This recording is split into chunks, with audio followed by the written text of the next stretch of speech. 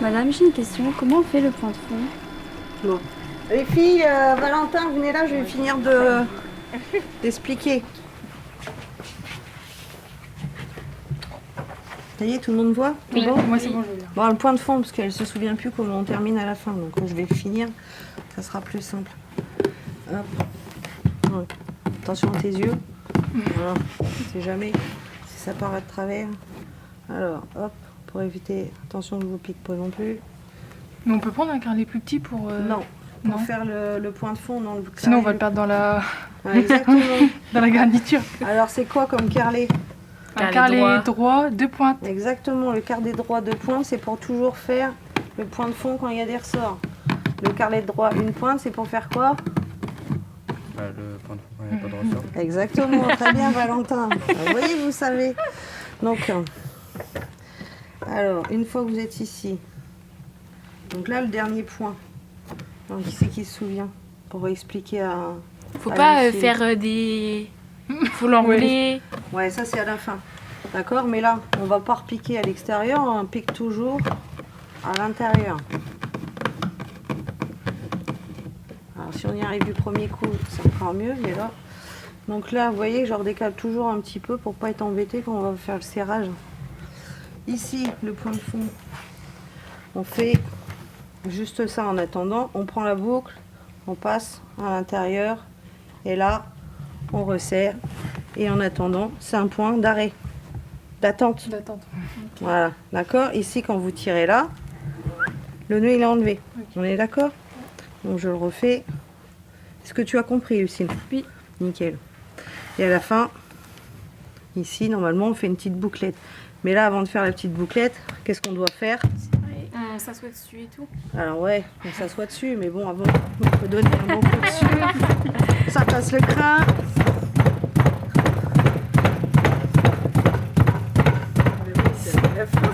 Je pense qu'il est tassé, non? Non, je pense... Je me posais la question, mais est-ce que vous avez toujours voulu être tapissière? Ah non, pas du tout. Oh, bah, décidément, vous êtes des curieuses. Hein. Ouais. Non, pas du tout. Au départ, je voulais être architecte d'intérieur. Parce que quand j'étais gamine, donc j'avais à peu près votre âge, j'adorais chambouler ma chambre et puis décorer l'intérieur de ma chambre. Au grand plaisir de ma mère, d'ailleurs, en même temps.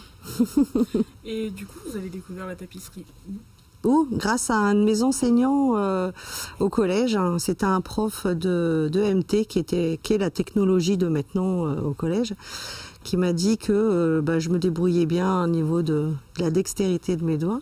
Et il m'a dit qu'il y avait un lycée, en sachant que j'allais faire architecte d'intérieur, que je voulais faire architecte d'intérieur. Il m'a dit qu'il y avait un lycée de l'ameublement à Saint-Quentin. Voilà pourquoi je suis arrivée... élève au lycée des métiers de l'ameublement. Avant, ça s'appelait le lycée des métiers de l'ameublement. Maintenant, ça s'appelle le lycée des métiers d'art. Avant d'être enseignante, j'ai été artisan avec mon mari sur Saint-Quentin. On avait une entreprise sur Saint-Quentin. Voilà. Et du coup, vous avez étudié dans ce lycée même ou dans un autre lycée? J'ai été élève ici, ouais. C'était plutôt bizarre, mais oui. Ouais. Pendant 6 ans. Oh, vous inquiétez pas, hein. On a tous commencé. Hein. C'est pas une course de vitesse, c'est surtout faire quelque chose de propre. Là où quand tu es à l'épaisseur, tu vas vraiment plus doucement. J'ai l'impression que tu te décales, non? Attends. Décale-toi un chouï. Ouais, tu vois, regarde, ton passepoil il est là et toi tu es là. Il faut vraiment que tu pousses bien. Ah, c'est un petit coup à apprendre après une fois que vous aurez compris le truc. Fais attention parce que c'est pareil. Ouais.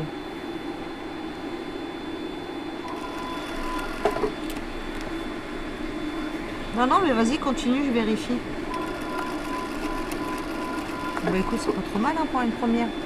Au niveau de l'angle. Bah écoute, on voit pas le fil. Non, on l'a bien fait. Non, il est propre. Ah oui, ça pique les épingles. Ah oui. Hein. C'est lequel votre plus gros projet sur lequel vous avez bossé Nous avons travaillé 2 fois pour le château de Chantilly.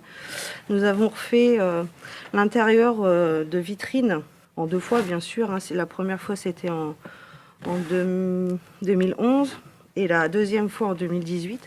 on a ce qui s'appelle gainer l'intérieur des vitrines. C'est vrai que dans le château de Chantilly, c'était vraiment trop cool de travailler dedans.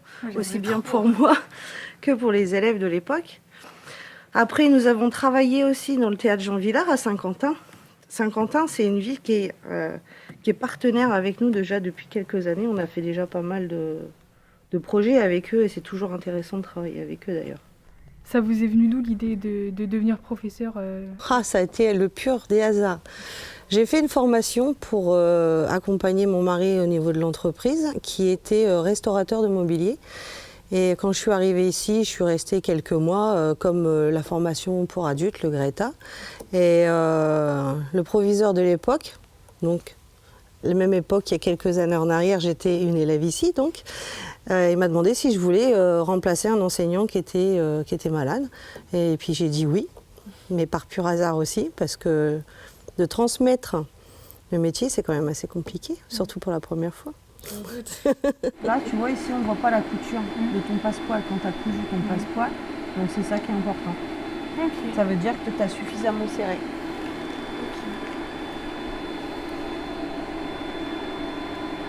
Là, comme on dit, tout doucement, mais sûrement.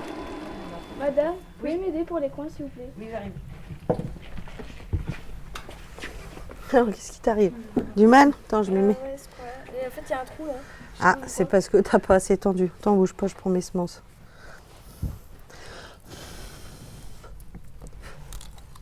Madame, ça doit vous faire mal, non? De quoi? Bah là, les semences. Les semences dans la bouche? Oh oui. Non, pas du tout. Non, ils sont assez les hamsters. Moi, ça dans la bouche. Bah voilà, c'est pareil. La première année où je suis arrivée au lycée, même réflexe, le prof met les semences dans la bouche. Alors, comme toi, hein. Qu'est-ce qu'il fait, lui? Et je suis arrivée le vendredi soir à la maison, puis j'avais toujours les semences. Je les avais oubliées en fin de compte. Puis ma mère elle me regarde, elle me dit, qu'est-ce que t'as dans la bouche? Ah ouais, j'ai oublié de défaire les semences. Alors elle me regarde, mais qu'est-ce que t'as? Puis je défais le paquet de semences. Et puis j'avais mes outils pour leur faire voir, et puis je prends la semence. Je fais voir que ça se plante à l'intérieur, puis j'ai fait ça naturellement, mais on était à table. Qu'est-ce qui s'est passé? J'ai cassé l'assiette. Et puis depuis ce temps-là, c'est resté. La semence, c'est toujours dans la bouche. C'est la troisième main en fin de compte. Regardez. On prend, on retourne, on positionne. Vous avez vu, c'est bien au bout. Et après, on tape. Qui vous a encouragé à continuer? Les personnes qui m'ont vraiment encouragée, ce sont mes parents. Qui m'ont toujours dit, fais ce que t'aimes. Et je fais ce que j'aime, même encore maintenant. Impec. Ah, c'est trop bien. Vous avez encore des contacts avec des anciens élèves? C'est ça. Ah oui, bien sûr, j'ai plein de contacts. Et des fois, même quand ils se sont installés, des fois, ils ont besoin encore d'un renseignement ou, parce qu'ils n'arrivent pas à faire un fauteuil ou un truc. Donc, je les dépanne comme je peux. Il y en a plein qui ont changé complètement de métier. Il y en a qui sont devenus plutôt côté sellier, automobile. Après, alors automobile, hein, c'est pas que la voiture, hein. C'est les avions, les motos, un jeu comme ça. Après, il y a aussi le gainer. Le gainer, c'est tout celui qui refont les belles malles de voyage. Et en général, c'est chez Vuitton. Donc j'ai quelques élèves qui travaillent là-bas. J'en ai qui travaillent chez Chanel, Hermès. Enfin, voilà, mais ils sont passés par le bac pro. Il y en a qui sont devenus architectes d'intérieur. Et ils étaient en bac pro aussi. En fin de compte, ils ont été pris, ils ont fait une année de mise à niveau, certes, mais ils ont été pris dans ces études-là parce qu'ils avaient une dextérité au niveau des doigts. Ils connaissaient les matières d'œuvre, voilà, savoir travailler correctement la matière. Qui voudrait bien me remplacer quand je prendrai ma retraite ou d'ici quelques années? Moi, je veux bien, madame. Moi, j'aimerais bien aussi. Ah ouais, en vrai, c'est qui Je me vois pas comme ça, mais moi, je peux pas. Ah, je galerais sur les élèves.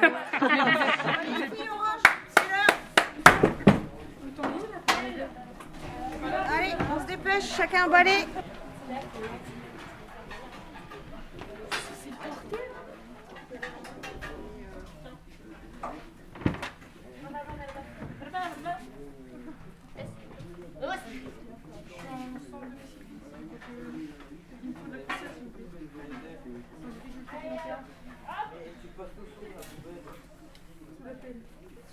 Allez, l'atelier doit être propre. Et au niveau des machines aussi, vous pouvez donner un coup de balai entre les deux. Mais c'est tout,